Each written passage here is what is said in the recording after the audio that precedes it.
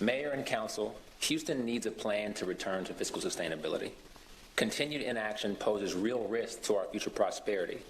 And this is a real challenge that's knocking on our door, and all eyes are on Houston to see how we answer the call.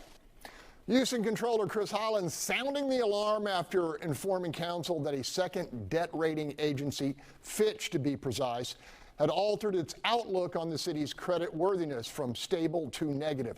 While not a formal downgrade in our bond rating, the controller called the action a significant warning shot. That alarm seemed to stir up a vocal minority on council who are calling on Mayor Whitmire to join Harris County in raising property taxes without consent of voters. At the end of the day, county is not providing any services in the city of Houston when it comes to your trash, when it comes to your parks, when it comes to most of your infrastructure. I've talked to residents in my district who would be willing to pay more for better and more consistent services, but this is about paying our bills. Despite the mayor's very public pledge not to raise taxes this year, Councilmember Sally Alcorn and allies plan to put a hike on the table for consideration. Panel, those of us who actually count votes see the upcoming effort as a very long shot, if not outright doomed. Do you agree with that, Bill King?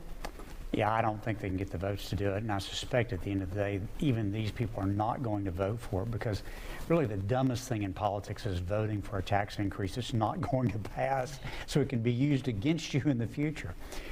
I want to make sure people understand. They're calling this a 5% increase. It's actually a 10% increase because there's about a 5% increase in the value of the homes this year. And they always want to talk about the increase in the tax rate without talking about what the valuation. Taxes are already going to go up by 5% this year on your house if they leave the tax rate the same. So make sure you understand we're talking about a 10% tax rate. And I'm just guessing that most of you up there did not get a 10% raise last year. All right, Tamara Bell, you count votes on city council with the best of them.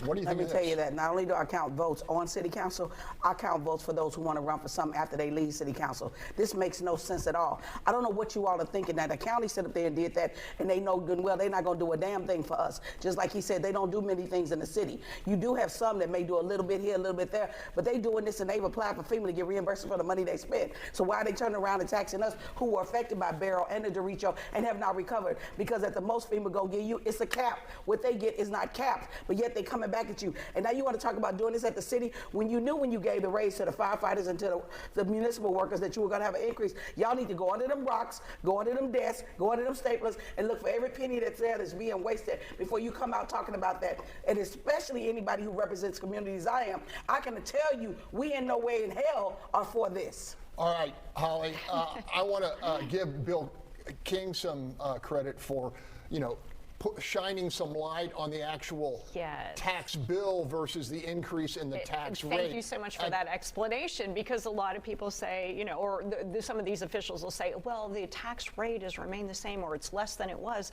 Well, this property valuations keep going up. I think Whitmire is politically sensitive and recognizes the importance of completing these audits and continuing to work through some of these scandals that we're continuing to learn about, right? We've got the problem with the water district and where those funds went. Metro, why are so many of the taxpayer funds going there instead of to these core services?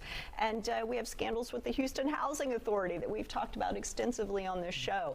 All of this needs to be dealt with before you come to the taxpayers and say, we need more money. The taxpayers might say, well, maybe we need fewer bands and interesting, weird pieces of artwork around the city, and we need to focus on these core services before we raise taxes. Council member Castillo said, I have residents who will pay more. Marcus Davis, do you have any of your customers walk in and say, I'm willing to pay more if I get more? How many? Do you think there's really a large group of supporters for more taxes out there? I don't. Should there be? That's a different question, but I don't think that there are. And the reason I say should there be, because the real question, guys, is what are we going to do, right? This is Fitch and S&P, back to back. negative ratings. No, not ratings, I'm sorry. outlooks. Yeah, thank you. But if this continues, then the cost of Houston borrowing money will skyrocket, which is going to put us in a bigger hole, right? I'm not advocating for raising taxes at all. All I'm asking is, what are we going to do? Holly, you posed a great point about the things we should look for before we do this. I'm wondering, why did we dole out so much cash here recently? Why wasn't that taken in consideration? And I don't think we can give a pass on this. We just had our financials rated poorly after we just gave away $1 gazillion. All right, it's not Bob's problem anymore, so I'm going to go quickly to Bill and then to tomorrow. Lower the amount of sales tax we're giving to Metro by 8%, and it solves this problem. Tomorrow, 10 seconds. Look at some of the really highly funded uptown TERS and stuff, and get some of that money and claw that back. But also, on this Preach ballot on, for sister. tax assessor, it's only one candidate that's running who stayed home instead of raising your taxes at the county, and his name is Raddick. So y'all need to look at everybody that's on this ballot. All right.